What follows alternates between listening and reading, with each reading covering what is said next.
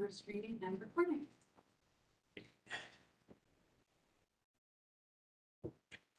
Calling to order the November 17th meeting of the Historic Resources Commission here at 4:07 PM. Room 111 North Front Street, room 204, 111 North Front Street, second floor. Our next business meeting of the commission will be Thursday, December 1st at noon in the same location, as well as the next hearing commission will be Thursday, December 15th at 4 PM.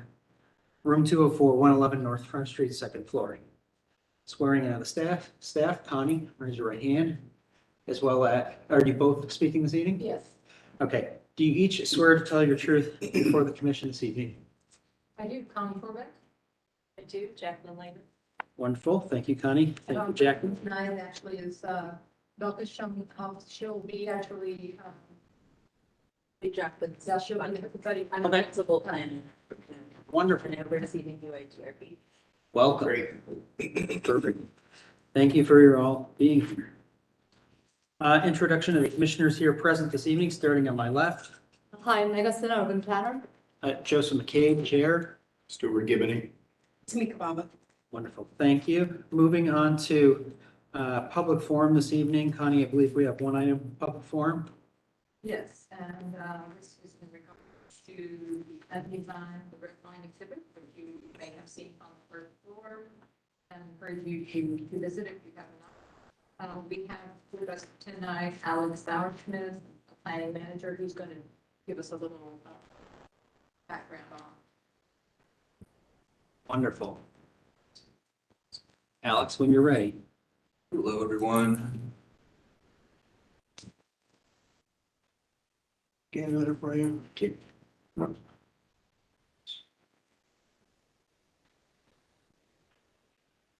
Oh, thanks. So again, my name is Alex Sauersmith. I'm the planning manager here with the Department of Development Planning Division. And I am going to arrange my stuff here real quick and get that a little closer. Here to talk to you tonight about the zoning code update. But before I do that, I want to say a few words about Connie or to Connie here. I've said some in the past, but I don't want to take this opportunity to do this. I'll keep it brief and hopefully, not too touching. So we have no tears here. But I have, I usually don't write things down. I usually just talk, but I actually wrote something down for you. So I have a great deal of respect for Connie.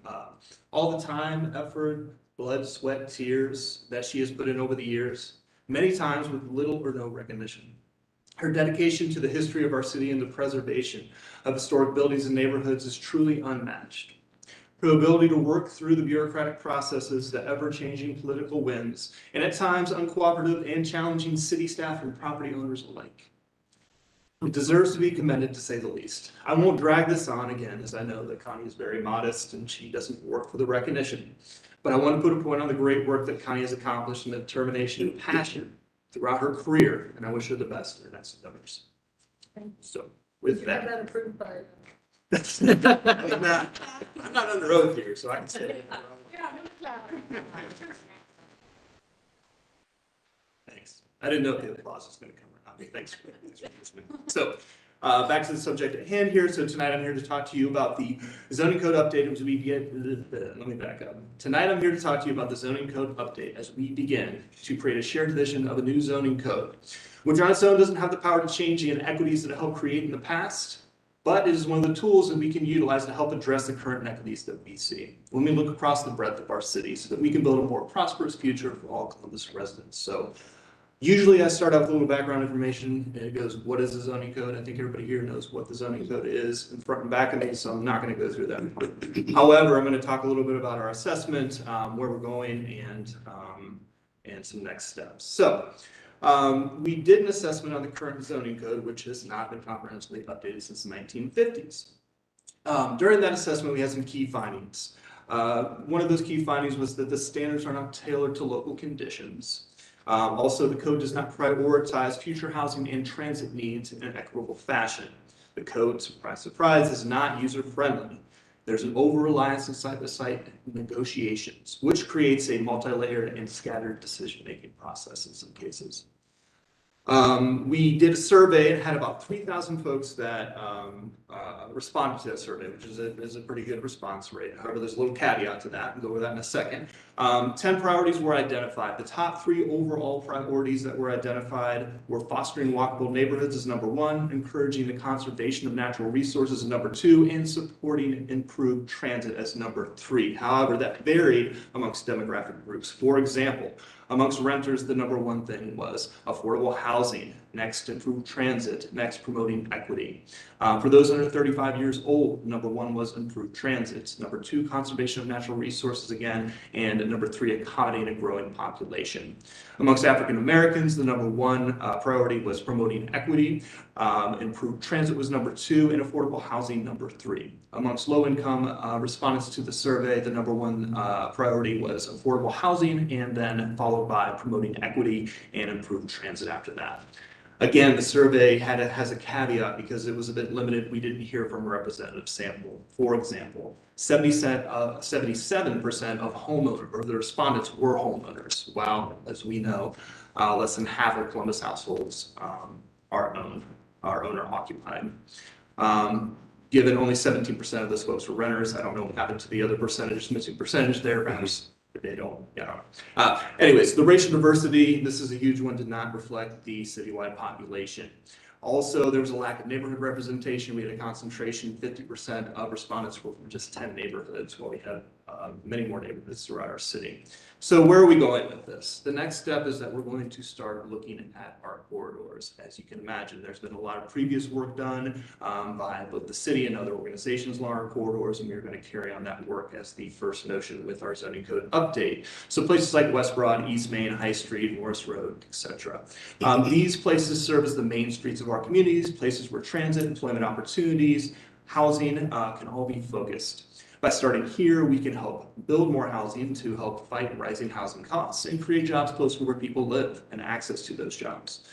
Some of those things that we will be considering for those key corridors, number 1 would be mixed-use developments, both in a vertical and horizontal manner, and throughout the district in and of itself, hopefully creating a very diverse mix of uses that will accommodate the various needs that people have on a daily basis. Also, we'll be looking at housing policies, parking policies, land use policies, development and building standards, but it's important to know that no decisions have been made to date.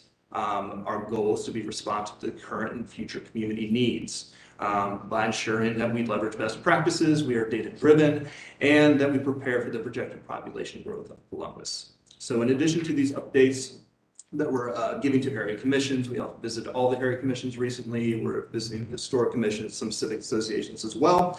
We have also formed an advisory committee, which was introduced at the Undesigned the Red Line kickoff. You'll see the exhibit downstairs. A fairly diverse group on that advisory committee that will be leading some of the process. However, there are going to be a lot of opportunities for community engagement over the next year. 2023 is going to be the year that we really start to engage with the community. Some of the ways that we're going to do that, both going to where people are at, online presence. Obviously, you have some links there. That website will become more robust as the years go. It's going to take years go on, but especially throughout next year. And also through events and exhibits like the Undesigned the Red Line that was aforementioned here. So throughout the entire 2023, we'll be working on the corridors. We have a goal of, in the spring of 2024, taking those changes to council to get those codified. And then after that, we will be moving in to the other business centers that aren't captured amongst those key corridors because we won't be able to touch them all. And also focusing on residential neighborhoods, which should create a very robust conversation. So we want to encourage you all to zone in. And tell your friends and neighbors to do so as well. Obviously, you sitting in front of me and probably behind me as well, and obviously to the side of me are all very engaged in these processes. We're here right now, we're at the evening meeting, we can be here. The important part, I think, is to really get those folks that aren't as engaged for whatever reason. They either don't have the time, don't have the knowledge, or just don't have the care to engage.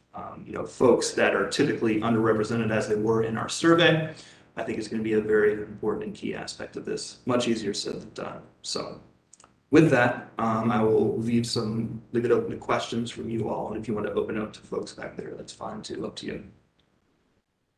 Question for you is, you didn't say some of the magic words we're often interested in: historic preservation, community neighborhoods that involve historic districts.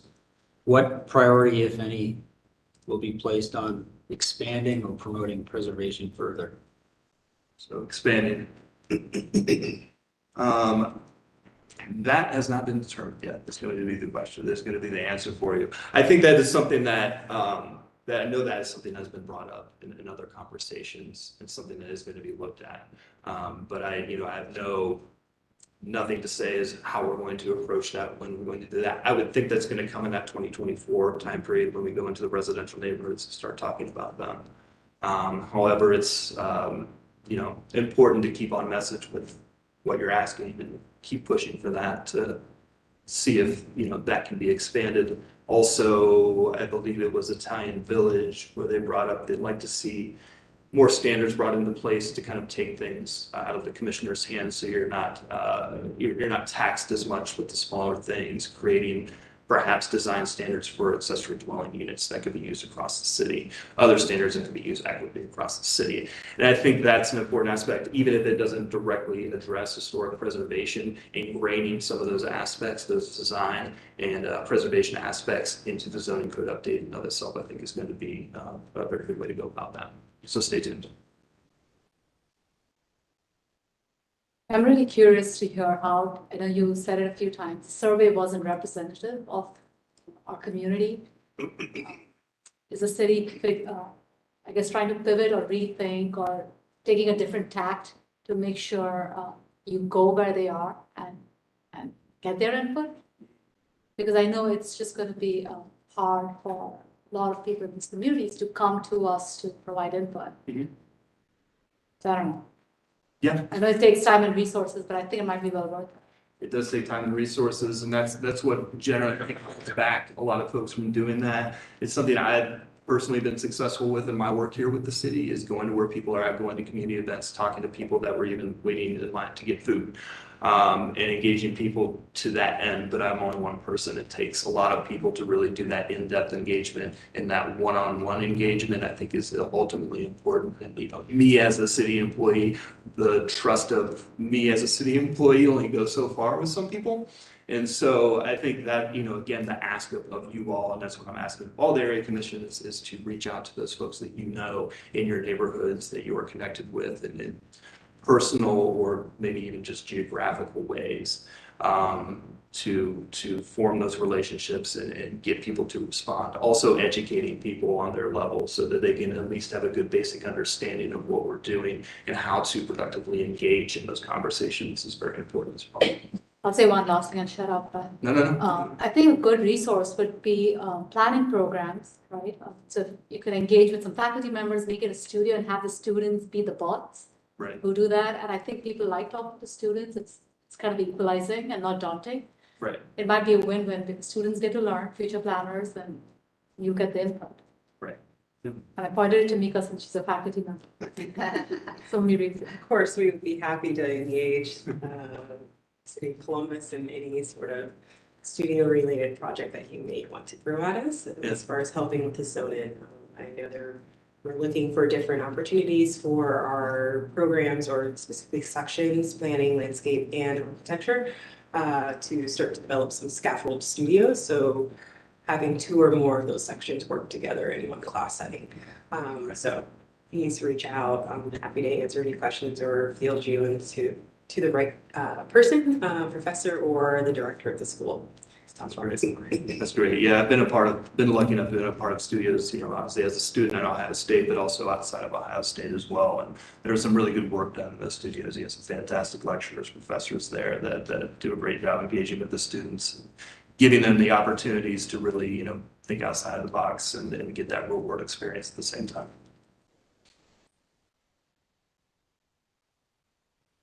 Great, thank you, Alex. Yep. Moving on to approval of the staff approvals.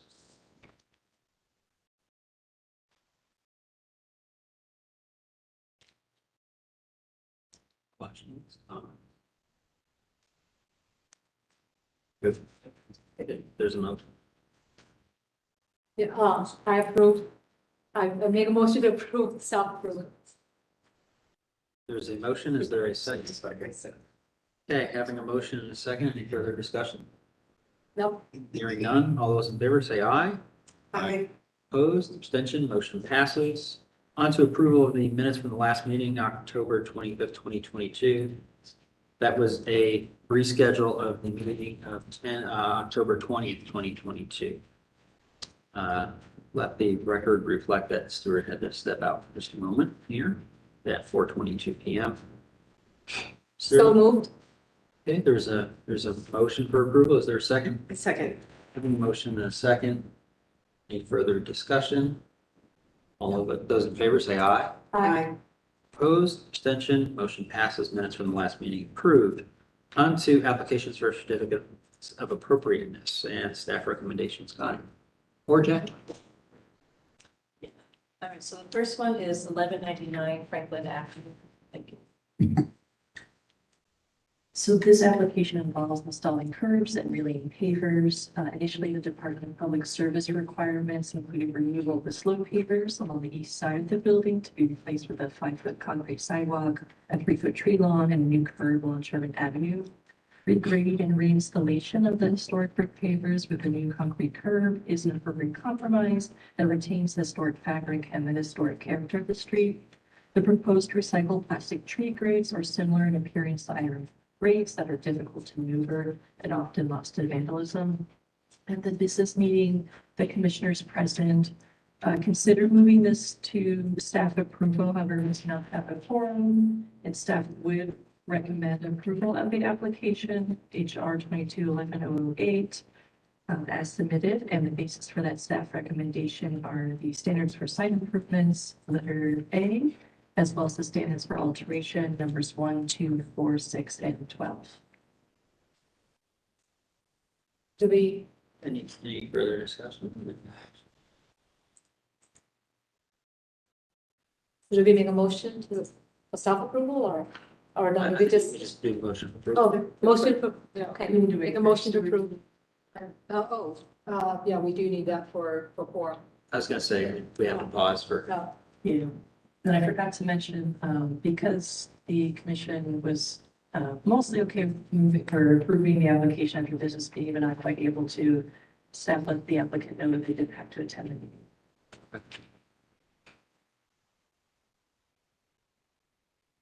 would it be handy while we're waiting for Stuart to return? Can we discuss the next one and then come back as well? Let's discuss HR 22-11-009 since they're also not attending as well. Okay, so, and this is the same situation as far as commissioners present at the business meeting thought that it would be appropriate to move it to staff approval, but again, we did not have a quorum. So the commissioners suggested that we let him know he didn't really need to attend. And so this is for a new surface parking lot, parking area.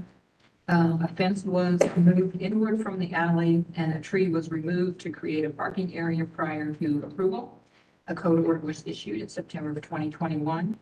At the October 2021 HRC hearing, there was discussion of adding a bump out to the garage on the end, and the applicant explored that option based on concerns of maintaining the structural integrity of the garage, which is a historic garage, due to the size of the header needed to span the length of the bump out.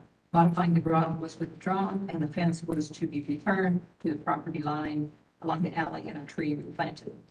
Following the approval of another turf stone test case, which was at 173 East Lane Avenue, a new application by the owner of this property for a turf stone parking area was submitted.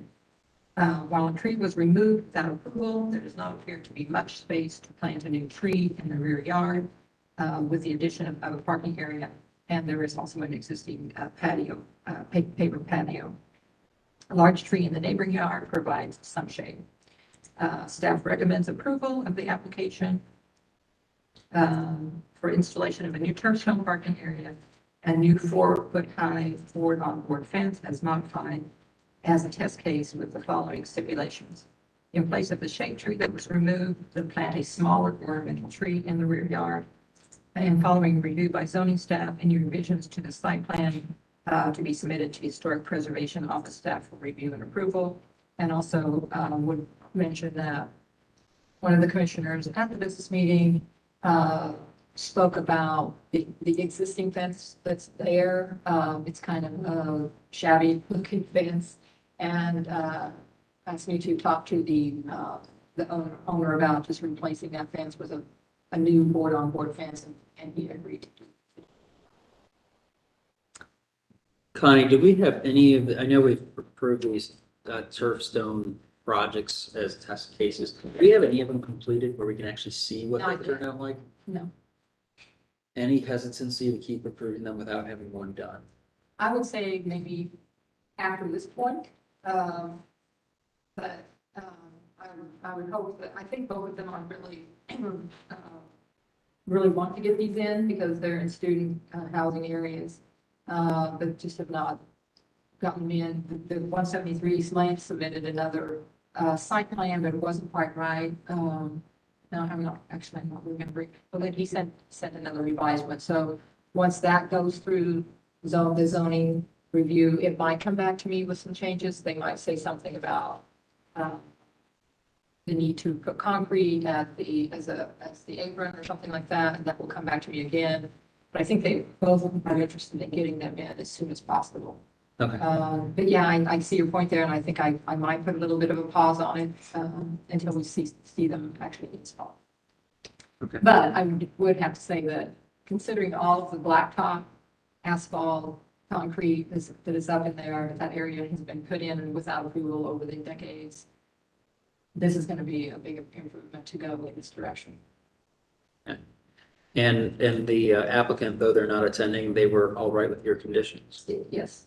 Now, I did not talk with him. I had talked to him previously about replanting a tree, but I didn't have this meeting. As you can see, there is not much room, so Commissioner Bob, I'm not sure what you think about. The only thing I think was like maybe a smaller ornamental tree or something like that, because there's no trees in the backyard except for a large one that hangs over from the neighboring garden. Right, with it being this small of a site, you could easily, if you wanted to plant something, species like redbud, understory tree. Okay. I'm sure he'll agree with that. Guess, how does the commission feel about this being a test case then with the conditions noted by staff?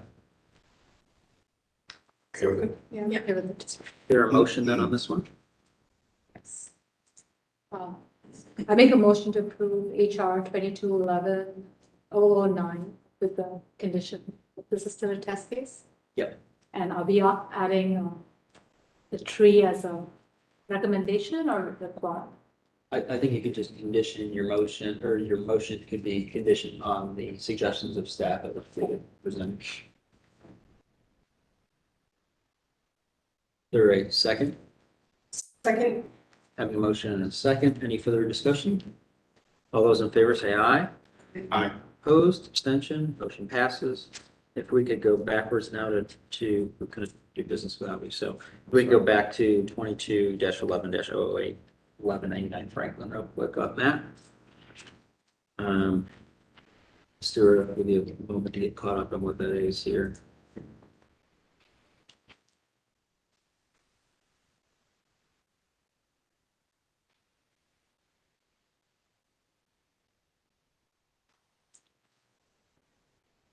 That is a pretty reasonable modification. Keeping the brick pavers, putting in trees with bricks.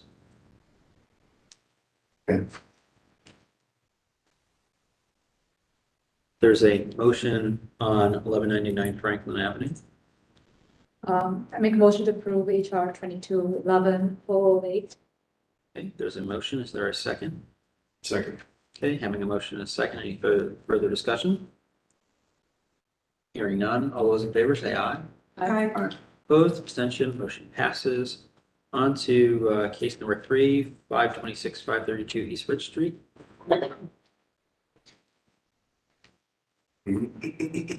Sir, if you could raise your right hand.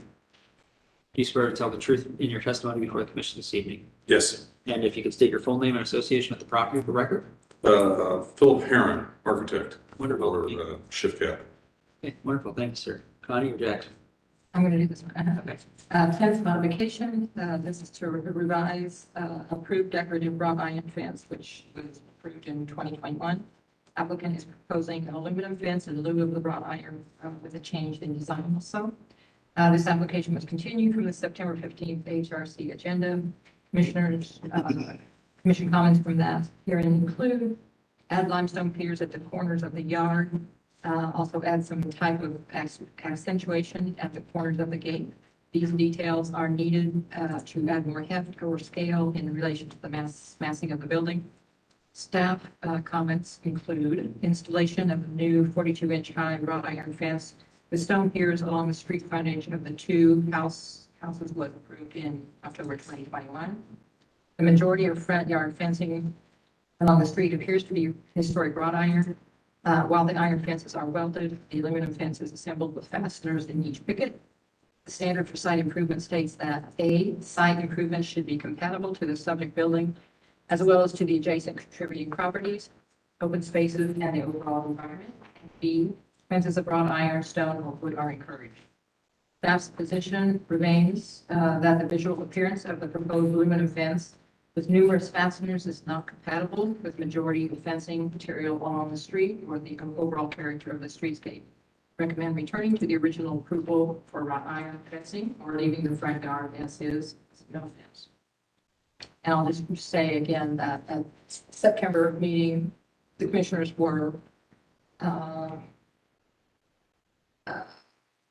okay with the fence that was designed, that was submitted, except that the commissioners would like to have seen more of the stone, both at the ends and at the end of the gates.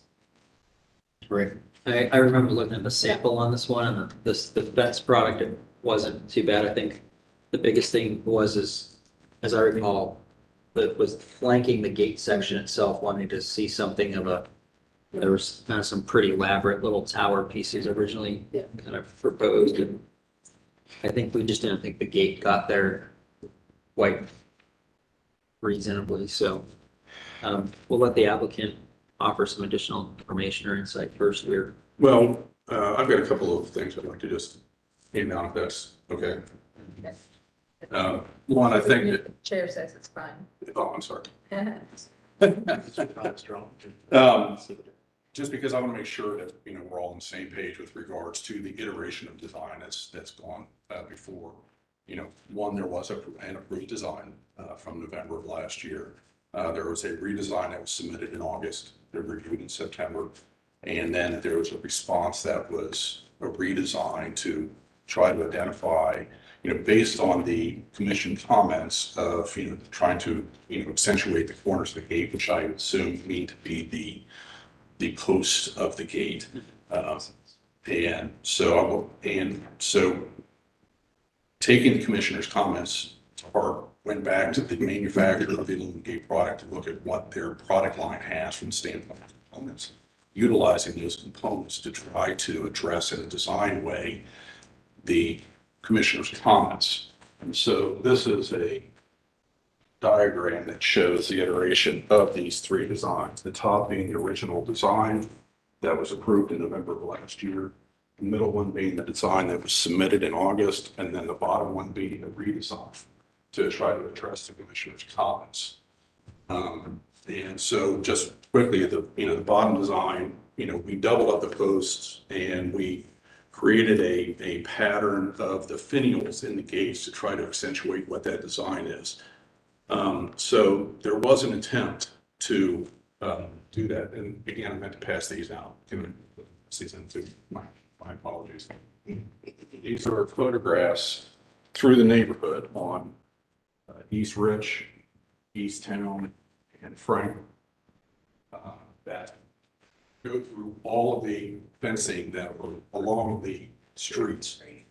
And of note, most of the fencing for what I would say are kind of vernacular lower style houses have intermediate posts that match exactly the gate posts throughout the neighborhood. There are 3 instances at 538 East Town, 530 East Town, and 571 East Town, where these would be actually kind of a high Italianate style house that do have very ornate stone piers at the sides of the gate, which really kind of reflect the amount of deep stone detailing that is involved in those houses and would be design appropriate for those houses. What we're proposing is, the comments that I understood from the business meeting is that the commissioners wanted stone piers at the edges of the gates, and that was not what we had taken away from the prior meeting. But that is what was projected at the business meeting.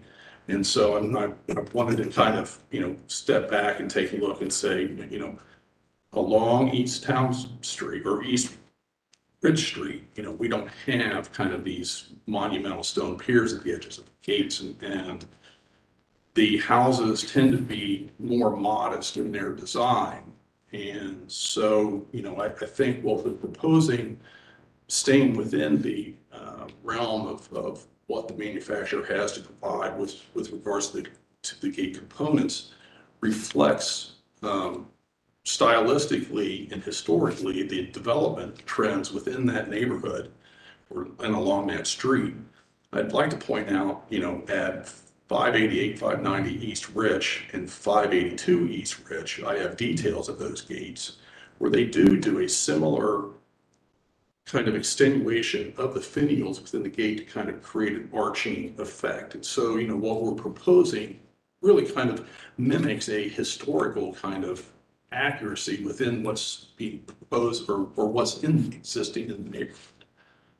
So we're trying to be sensitive to, the neighborhood trends, the kind of the style of the house that we have. If you look at the houses, the house on the left, 526, that house is really kind of a lower style Italianate. The one on the right is, while it's an Italianate, it was a house that was added onto over time, and that front porch is really kind of more of a neoclassical kind of addition onto the house. And so it's a wood structure versus kind of the stone detailing that you would see on the 538 and 530 East Town houses, were very intricately carved stone that then had the stone piers in front that flanked the gate and that sort of thing. And so I think what we're proposing, is a step forward where we were from August to try to address your concerns. And I think it is in line, with the kind of what's traditional on the street. Thank you. I'm going to open it up for comments from the commissioner.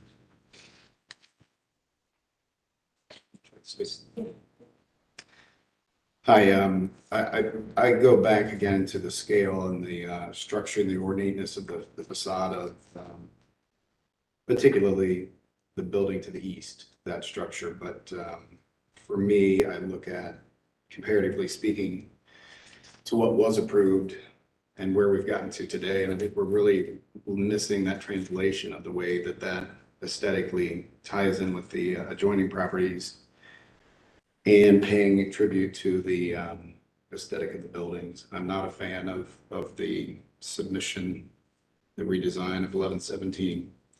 I don't think I don't think the scale is appropriate.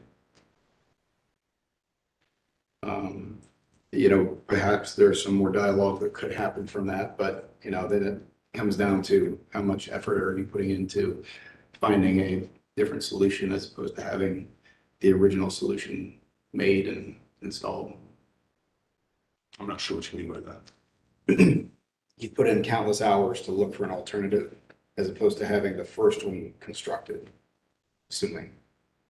Not countless hours, but I mean, yes, some time. Okay. I mean, I would say they're both comparable from the standpoint of design options. One is aluminum and one is wrought iron. Correct. So that's a big change for me. So So we're slowly changing from the design aspects to, minor finial details, which are a little more common in a commercially available product. Basically a catalog you order and here's a, an 8-foot, 6-foot section. Well, actually, the original wrought iron is straight out of the catalog. Those were catalog parts and pieces. That's straight on a Fortin's Select Did they? selections. Okay. So they're not available anymore? Oh, no, they're available. Okay. So again, why did you not choose to just go back to that original design? It's a function cost. That wrought iron fence is 3 times the cost. I mean, it's and so, originally, when we had proposed this, we had removed the stone piers out of the corners. And so we came back and we said, okay, we'll add the stone piers back in. And, we can talk about cost, but I know that's irrelevant to your decisions. But it's not irrelevant to the standpoint of the developer's decisions. Sure. And so, trying to, balance the needs of the developer and the needs of the neighborhood and satisfy the design considerations.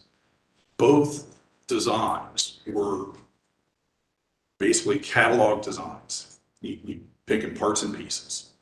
The only thing that's custom on this are the stone piers. And so the stone piers are something that, we labored over a little bit to come up with the design and but the rest of it is straight catalog based. Sure. Even though it's in a catalog, the construction details are substantially different with the original design. The welding of the frames and all the pieces as opposed to being screwed in with the aluminum. I think they're painted. These are not even powder coated, I would assume. What the proposed the aluminum? solution. Yes, it's a powder coated. It's the AM AMA 2604. It's the highest grade powder coating that you can get. How do my landscape folks here feel about this? I mean, for me personally, it would have been, I think, fitting or better fitting to the character and the scale of the building to try and at least go back to option 1 that's been approved. The update to your third proposal, it's not bad. It's not, I would say, too far out of character for what's there. It's just unfortunate that, we are missing certain pieces that we, I think, as a commission, were interested in keeping the character of the build of the 2 structures. I'm not bothered too much by this proposal, by number 3, proposal 3. So it's, I would be accepting of it, but I think it should be noted that there are at least aesthetically some things that are kind of now missing from what was originally there, or how it could aid or add to the character of the house. Yeah, I'm leaning that way too. I'm not that bothered by it. There's nothing right now, correct? No, there's no fence right now. And this is not replacing an existing fence. This is simply a brand new fence. This is a new fence, correct? I think as long as it matches in height and overall character to the surrounding fencing, I'm fine.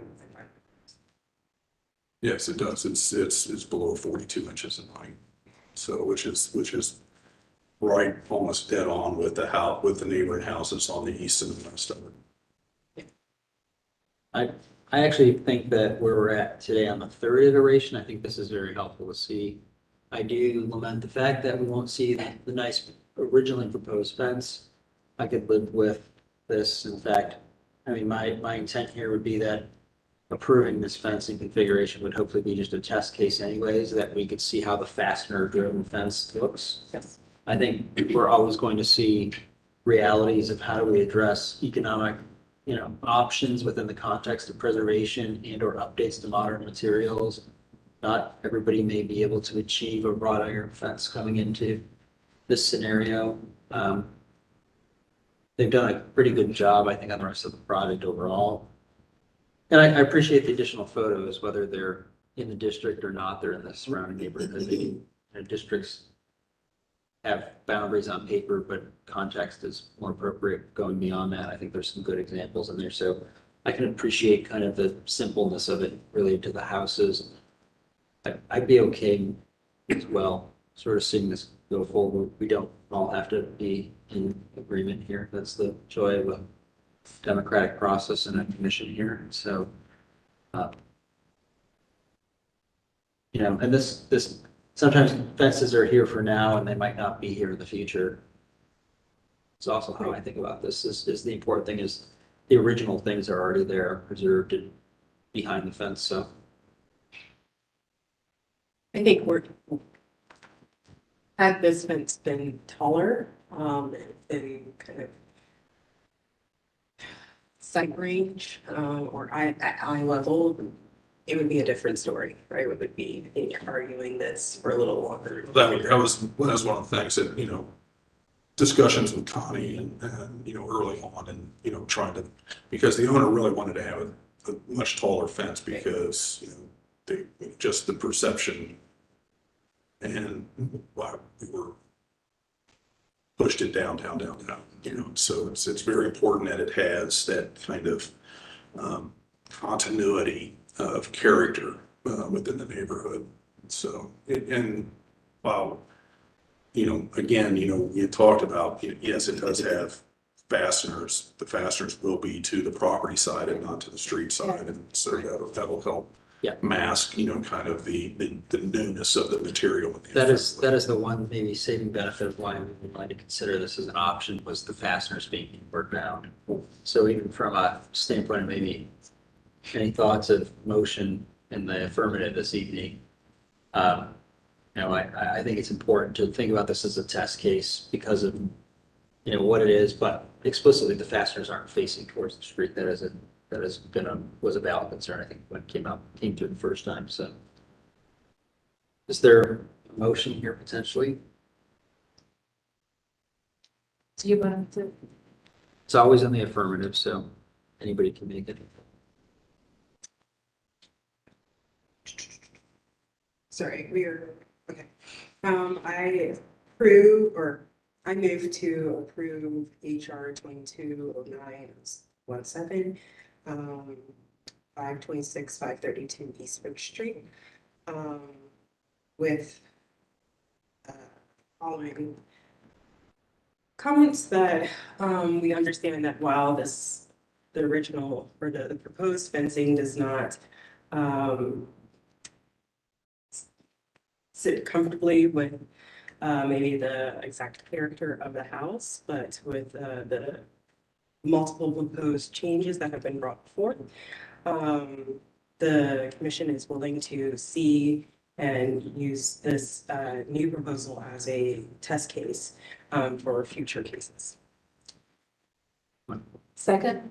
So there's having a motion and a second. Is there further discussion? Hearing none, all those in favor say aye. Aye. Opposed? Aye. Abstention. Motion passes.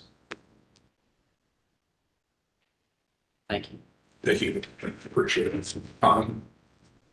Good luck. Nice working with you. Thanks. On to our next item, 427 Cleveland Avenue.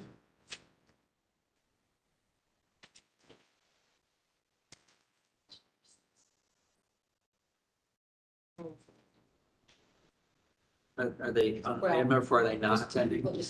Just want to continue. Well, I don't know, we've been working on Jim. So, Connie, do you want to continue that number 4? No, you don't need to actually. Oh, this is it. She'll explain why. Okay, great. Okay, so for 427 Cleveland Avenue, which is an individually listed property, the following was approved at the October HRC hearing.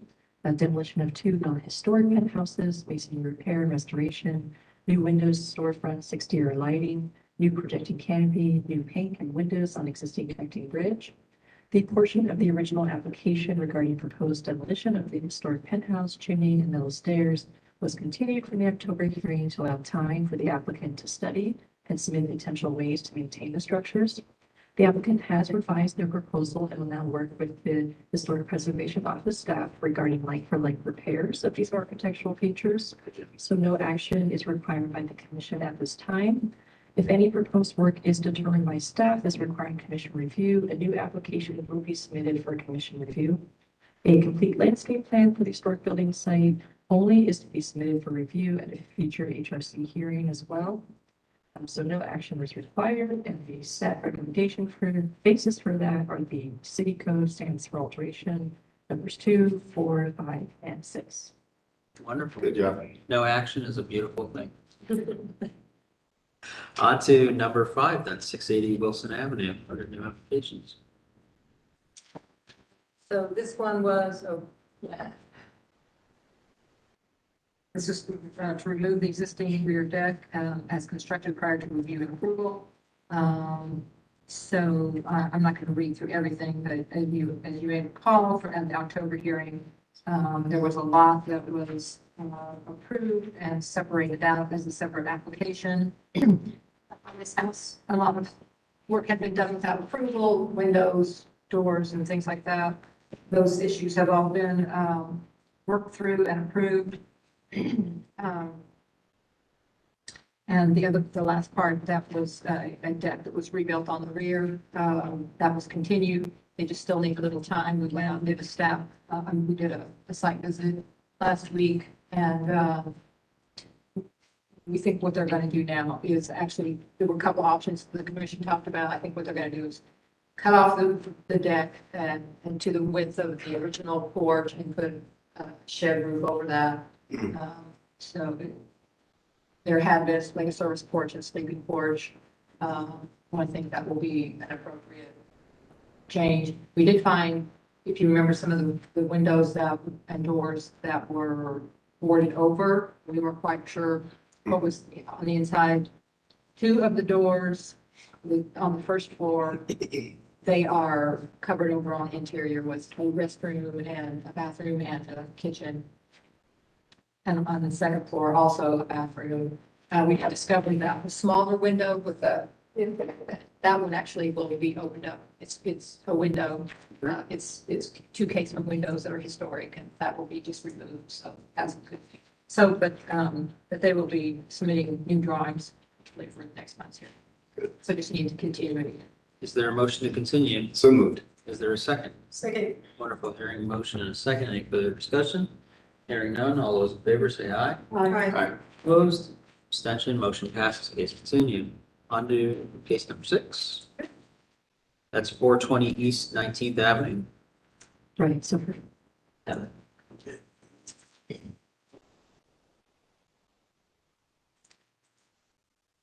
Show and tell. We like show and tell.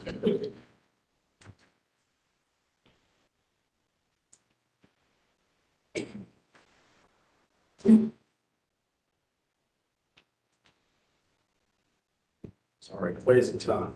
It's all right. Probably right over here would be best. Good.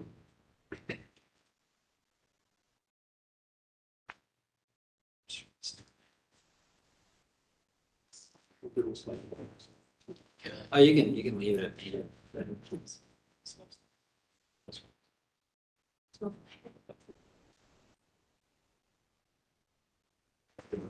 If you could both have a seat and raise your right hand. Do you swear to tell the truth in your testimony before the commission this evening? I do. Okay, wonderful. Each of you could state your full name and association with the property for record. Rex Hagerling, architect with Louis Nolan. Rick Jordan, architect with Louis Nolan. Wonderful. Thank you, gentlemen. Okay, for 420 East 19th Avenue, which is an individually listed property. The proposed work here is to repair a smokestack. I believe in the previous hearing, it might have been to remove, so that part of the application has been updated. A window replacement has also been added to the application. Proposal is to remove all existing non-original windows and to install new windows to match the original design as closely as possible. Those new windows would be either the Universal 700 series windows, Graham windows, or Quaker windows. And the applicant has brought in physical samples today. So this application regarding the smokestack was reviewed at the September hearing, and so we have the commissioner comments from that hearing, over all of those. So the recommendation from staff is to recommend approval of the application with additional clarification regarding the following. And that is a plan currently in place for disassembling and storage of the limestone and brick elements of the smokestack that require removal prior to rebuilding? And if so, can that be provided for the record? And has a potential timeline been established regarding when the substantial completion of the building rehabilitation will be completed? And if so, if that can also be provided for the record? And then finally, review of the physical window samples that are being brought to the hearing today.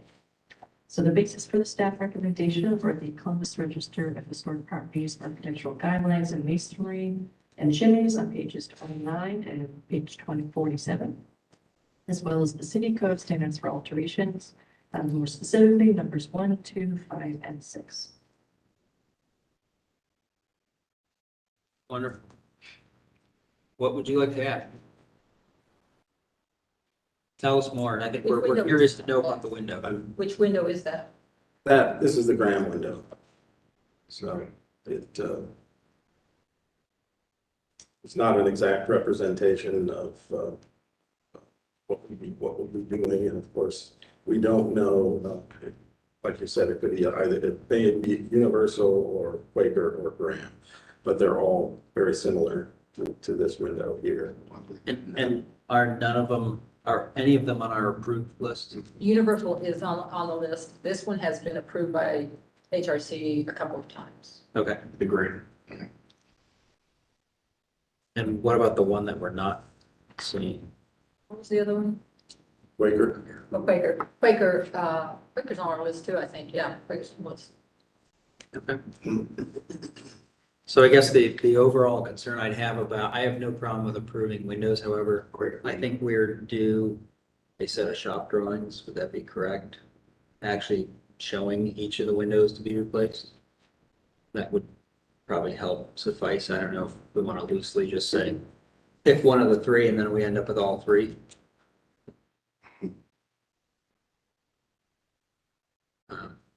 I don't think you would end up with all three. I don't know what you mean by that. No, so in this case, what I would hate to do is to provide any motion where there's flexibility to choose from three, Oh. and you put 10 in one, 10 in another, and 10 in a third. Oh.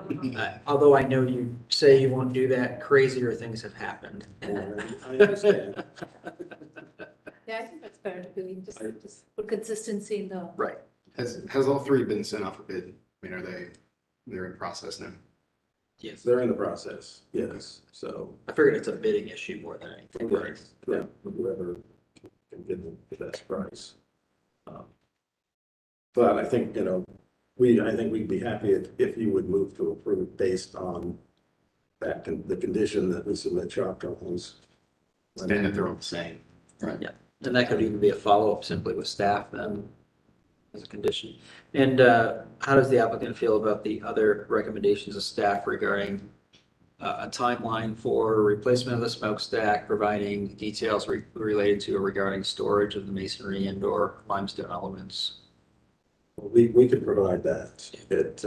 I'm not, are you aware of whether they've actually? I don't think they've nailed the construction manager, Brasilian. I don't think they've set a schedule on replacing the chimney yet. Well, they did say that, and the application is, I guess, is saying that it will be dismantled. Right. Now, in reality, I think it will be rebuilt before the construction is finished. However, they're asking for a year after that. Or whatever, depending upon whatever happens. Basically, it's 24 months to be there. Yeah. Yeah, so they'd have 24 months anyways. So, I mean, the idea is just to have something on record so that it doesn't, it's Sit not there. taken down and then it's. Right. it's Then also the years from materials now. go missing and then, Yeah. yeah. But it seems reasonable from your perspective and from the project manager and that sort of thing. Yes, I think we're not exactly sure what we're gonna find when we start taking it apart, you know. I have my opinions, other people have a lot of other opinions, and I personally don't think it's in imminent danger of collapse, but I could certainly be wrong. So we're proposing to take it down 12 feet where that's the worst of the cracking that's going on. I think we'll find out whether that crack goes all the way through and how much separation there is between the outer brick and the inner brick. So my hope is that we don't have to go any farther than that. You talked about trying to get a drone down in there. Is that something you're still looking to try to do? Well, I've suggested it. I haven't heard that, but that's a possibility, I'm sure. Or scope and anything down so Yeah, we could really, anything, see. really see what's happening on the inside of that chimney.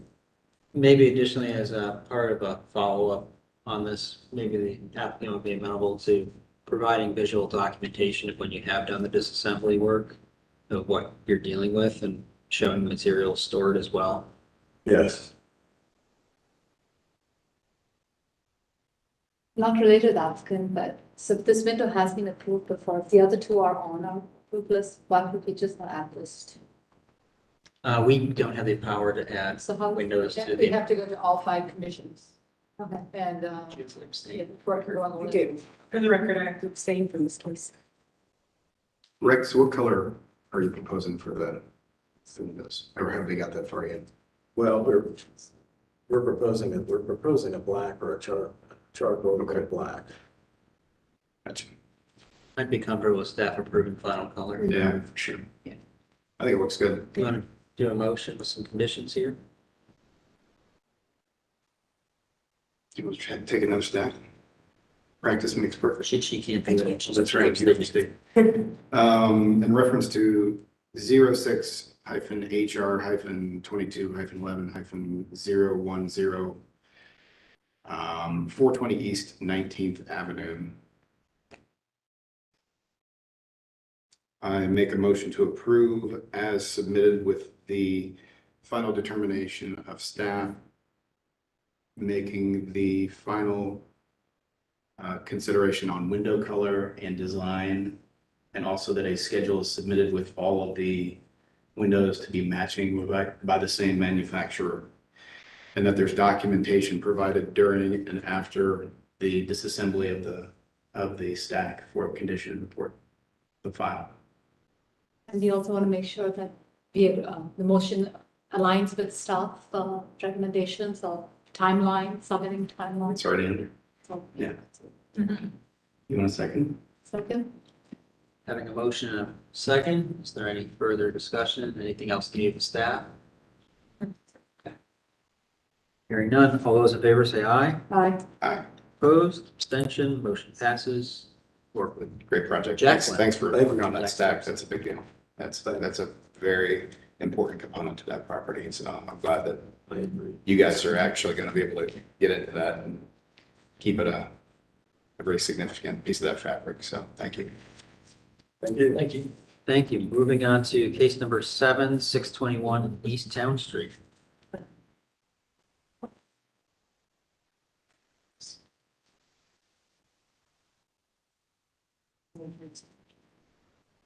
Don't hurt yourself with that window. Looks pretty healthy. Yeah. Yeah, I'm just concerned that I might survive. Big deal. Hello. Good evening, Welcome. sir. If you could raise your right hand. Do you swear to tell the truth in your testimony before the commission this evening? Wonderful. If you could state your full name and association with the property for record. My name is John Fitch, and I'm the owner of the property. Wonderful. Welcome, John. Thank you. Jack. This application is for 621 East Howe Street. The proposed work is to replace an existing sign with a new 8 square foot double face aluminum panel sign with recessed background and raised door graphics. The sign panel will be suspended by 3 by 3 foot and 3 by 3 inches and 2.2 inch post and arch structure. The overall height is measured 9 feet. So the post signs are both pedestrian oriented or audio oriented. and are appropriate for historic districts such as East Town Street, where homes have been converted to businesses. So the previous sign on this property, which has been removed, was approved in 2007 as a 2 by 3 foot pole mounted sign. The height of the pole was not specified. Applicant photos indicate that a hedge and historic wrought iron fence were recently removed prior to review and approval. The fence has since been reinstalled. The current guidelines for post signs include the following specifications. Post signs are to be completely located outside of the public right of way, and the preferred location is in the front or side yard setback. And post signs should not exceed 7 feet in height, and the sign face should not exceed 16 square feet in an area. And if illuminated, post sign should only be externally illuminated by light fixtures attached to the sign bracket.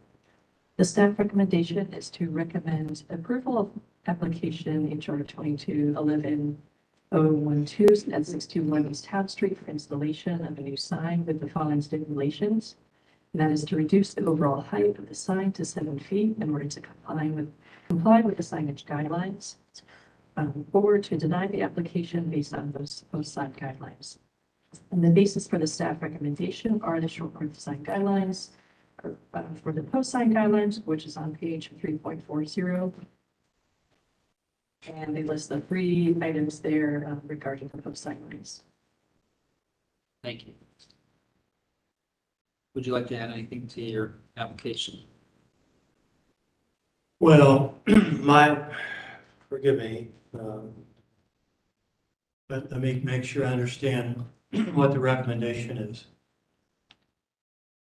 The post, which the sign is supported by, is 9 feet high.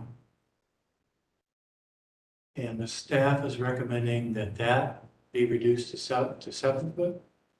Correct.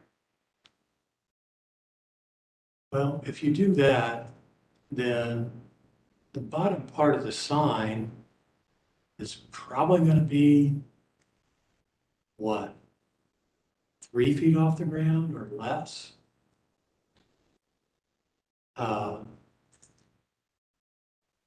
And so, you know, if there's just not going to be any visibility there, that just doesn't make any sense to me.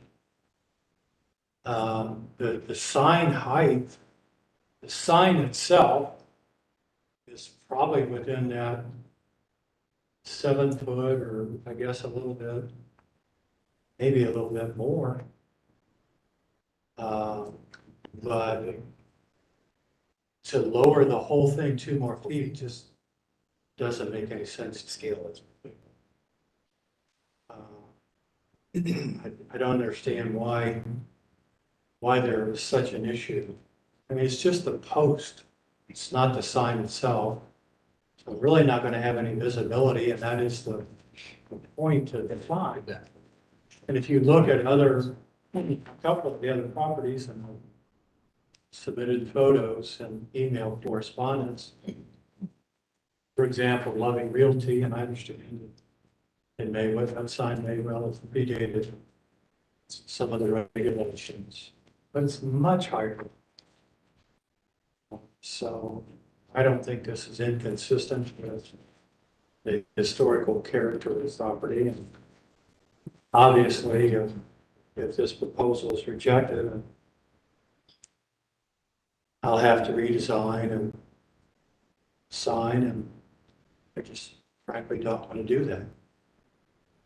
I'd have been better off to keep the original sign, which was much higher than what this was. It's at least 12 feet. So he's meeting this standard, which I think it's before. And if I could ask for clarification, I didn't actually study the regulation. Does the regulation say the sign itself can be no higher than 7 feet? Or any supporting structures cannot be 7 feet? I think that, so I was gonna say, I'm gonna ask staff to clarify, because in this case, signage is governed as a default by the short north design guidelines, so I'm gonna defer to staff to clarify that for us. We'll try to take the subjectivity out of this, so. Okay. As noted on the staff report, what the post sign says, uh, again, where they're supposed to be located out of the right of way. Sorry, can't hear me. Post signs should not exceed 7 feet in height, and the sign face should not exceed 16 square feet in area. So I just, Here's what you could do. Part of that is that tail that's above the sign, right? Part of that is that tail. If we could go back that design, so you've got probably a foot up there, which is eliminating. Now you've got 7 feet, just to where the sign is from the ground currently. So you're almost there. I mean, I will call to the point here, which is, it says pole signs should not exceed 7 feet. So there is, I'm sorry, just for clarification, the pole itself should not exceed 7 feet? it simply says pole signs should not exceed 7 feet in height. Pole sign. I think it's the overall height, but. So I'm just trying to find a compromise here in which we can work with you rather than against you. If you go back to the sign drawing real quick. Would you have any offense to taking this thing and burying, I mean, right now this is 7'10" to this dimension. Could you just put this post 10 inches in the ground further? So even if we didn't consider that to be part of the main sign, it could fall under the, I mean, because this is sort of a hard thing. Where does the sign start or stop? I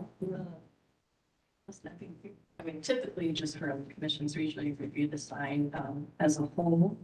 I guess the danger with, ignoring the post is that the post, not in this case, but could be like 11 feet high or something like that.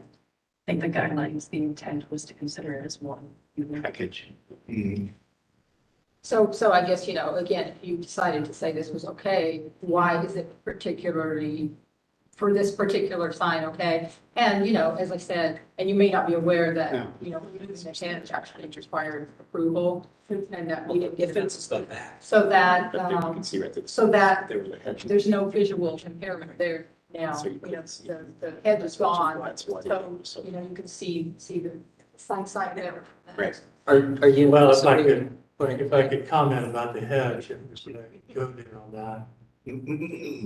The property was poorly maintained. The hedge was deeply intertwined with that wrought iron fence. And the wrought iron fence had never been repaired, as far as I can tell, and was literally just swinging back and forth. Can you see it? Somewhat supported by the hedge. With the fence before sorry, I didn't mean to interrupt you, I apologize. I just want to visually see what you're describing. Okay. Sorry about that. And it was. Google captures all these street views, so, You could really not see it. It And really the was not a, It may have been approved, but it's just a requirement that it does need an application in some sense. the fence itself was a hazard because it's just hanging. It's not even supported by the concrete pillars in it. So in order to fix the fence and repair the fence, because it was so intertwined with the hedge, I had to remove the hedge. I removed the hedge. The fence was removed, taken away, repaired, and then restored, consistent with the original design. And then I planted, you don't have the updated pictures, but I have now planted, they're much smaller, my apologies, thought I turned this off. I planted additional hedges. It's in your folder. Very good. All right. So you have put hedges back? We did put hedges back, they're small, but they're the same, yeah, but they're the same as they're boxwoods, but they're much, much smaller. aside from not having a plan of that to approve as well, I mean, that would be the consideration, I think, for allowing for the taller sign is potentially hedges growing to a more mature height. 10 years, 15 years, I don't know, what is the landscape architect's thing, that So, just You should answer. Good. Go I was ahead. just gonna say I'll that, answer and then Yeah. but you go ahead. okay, I was just gonna say, but there's a way to trim it, right? So that would be like not letting it go really high, right? So that's part of it. But I do want to make sure we, anyway, go ahead. That's the answer. Okay, go ahead. You're on it, right? So you have the option to turn that edge. So the point Yes, is you're putting the you fence back. you have the option to trim the hedge, but the hedge was so intertwined. No. We're saying that The new hedge that you've planted. Right, so the law, what I was trying to make the point is that the hedge growing shouldn't be the reason why you need a higher signage, because the hedge can be trimmed, so you can always see it. So I was just making that point. So the visibility of the sign itself now is no longer needed to be as tall because there's no hedge that's blocking its view. But if the sign is low enough to the ground, it kind of undermines the point of having sign, which is visibility. No, yeah, so it's 7 feet is what's required by codes. I think 7 feet is a decent height. So, you know, the idea of like 10 inch, you got to just like get it down to 10 inches is fair. I mean, for this particular sign, you know, I agree with you that that post isn't that jarring or anything, but I also kind of see where the staff is going, then where do we end it? Like, what if tomorrow something gets put on the post as an extra sign? And I can see, I mean, I don't know that you're doing it, but we start setting precedents for it. So I think I don't know, we have to me, here, this is a case where we just follow what's there in code. And I think part of that condition is that we're considering perspective of vehicular visibility, pedestrian visibility, you know, thinking about how people actually approach the sign. Is it visible and how that takes place? So those recommendations were heavily thought out because of those particular items. Is the sign already fabricated? Is the sign already fabricated? No. So Yeah. so if you want. I'll accept, here's what I'd like to do. I'll accept a condition of lowering it, I guess, in the ground or whatever to go to from 710 to 7 feet. But I would still like to, I'd like to go back to the Morrison, the designer, and just see how far down, how far up from the ground the bottom of the sign is. I don't know the answer to that. I'm not sure in other words why. 10 inches from where it was. Lengthwise, and the height of the sign itself. Is that clear from the drawing? And frankly, I can't see the numbers from here. Perhaps that chain is moved up, you know, 4 more links and you get it tighter into the bar. I mean, there may be a couple other ways to pull up that sign height if that's what you're concerned about. I think your sign designer would be savvy enough to, if they saw the code, they will be able to figure this out and give you the look you want with just a few adjustments. I think that, I mean, I can see it. I mean, our job is not to design it, but I think, I mean, all of us can see the possibility of keeping your intent and meeting regulations. Let me just make sure I'm understanding. Is the proposed compromise that the horizontal bar, which is supporting the sign, be reduced to 7 feet? Is that the proposed? Right.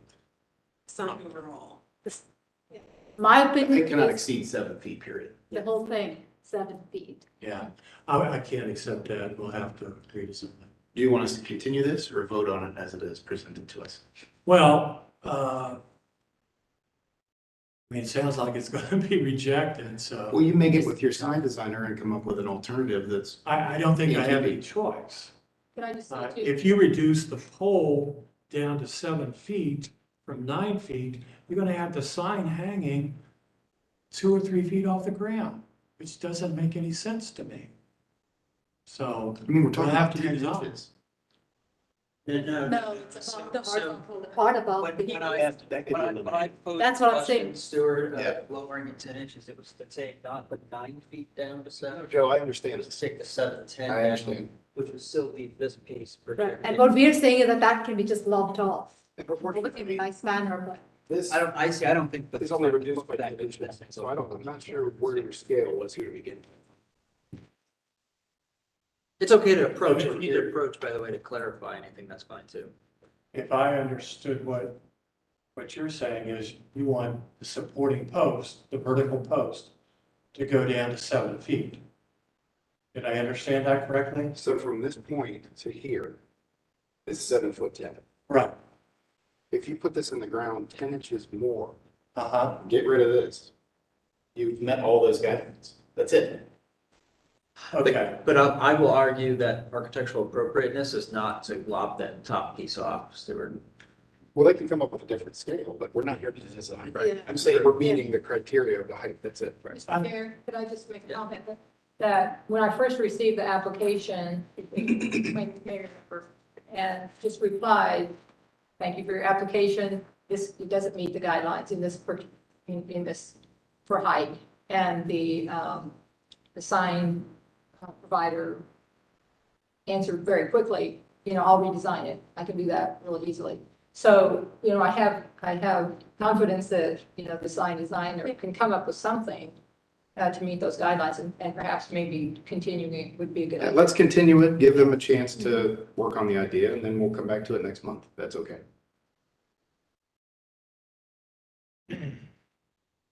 That's fine.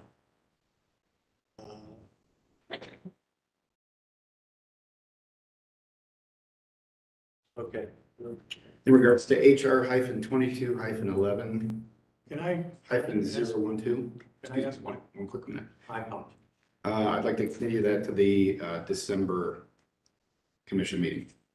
So there's a motion, is there a second? Second, Okay, now further discussion. I would actually entertain a question here from the applicant, sir. Two questions. What would be the new date? If we're going into December? With the hearing date is, December 15th. third Thursday of December. And so you would have until next Thursday to get something in. Actually, next Thursday is, so probably, I would say the Monday after Thanksgiving. For a proposed redesign? Yes. All right. And you'll get that in a letter. All right. Thank you. Correct. Any further discussion? No. Okay, all those in favor say aye. Aye. Opposed, abstention, motion passes, continued. Thank you. Okay, it looks like case number 8 has been withdrawn and not attending. Yes. Okay, moving on to case number 9, 1479, 1481 Brighton Road.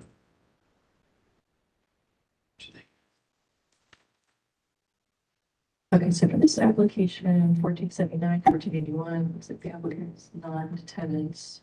But just to give a rundown, the proposal is to rebuild a rear porch. So there was removal of a rear porch, which was already completed, as well as the construction of a new rear porch. And the rear porch was removed and rebuilt with the addition or rooftop railings. Rooftop railings prior to review and approval, so the code order was issued. The rooftop railings have since been removed. It is unknown whether the second floor rear doors were covered with plywood. Sanborn maps do indicate a one-story for rear porches. Staff recommends continuing application HR 22-11014 at 1479 Brighton Road. The first part is. And that's to allow the applicant time to submit revised drawings that are more in keeping with the Columbus Register of Historic Properties architectural guidelines, specifically page 15, which references appropriate porch and post railings. The basis for that staff recommendation is the city code standards for alteration, numbers 1, 2, 5, 6, 10, and 12. So there's a recommendation to continue. How does the commission feel? So moved. There's a motion. Is there a second? second, Motion and second. Any further discussion? All those in favor say aye. Aye. Opposed, abstention, motion passes. And I think we've reached the end of our current applications, so moving on to new business. Anything previous, by the way? I have no new business. Okay, well, I actually do have an item of new business. I'd like to actually read this into a record.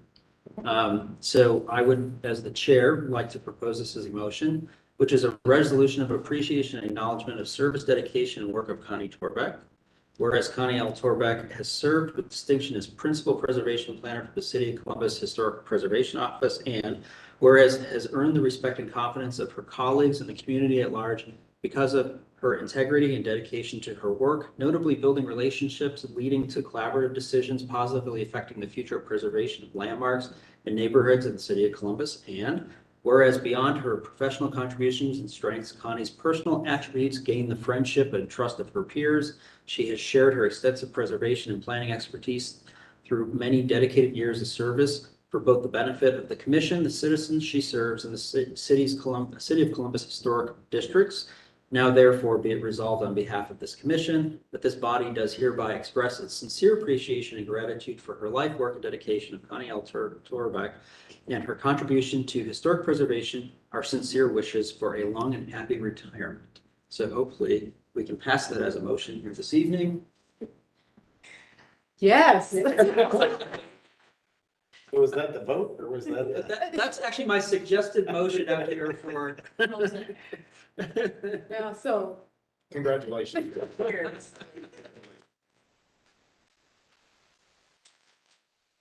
But I think as an official motion, we should put this in record. So, I make a motion to put this in record. okay, there's a motion. I second. Wonderful. Motion and a second. I don't think there's any further discussion, but otherwise to say, thank you for your many years here. We're going to miss you. Thanks. Thank you very much. All those in favor say aye. Aye. Motion passes unanimously. That's our only item of new business. I don't have We any. may have to email you a copy of that just to make Yes. it all the. Properly. Yeah. Thank you, I appreciate that very much. Any old business? No old business before the commission. I will entertain a motion to adjourn. So moved. Motion, is there a second? Second. All those in favor say aye. Aye. Wonderful. Motion passes. We're adjourned here at 5:29 PM.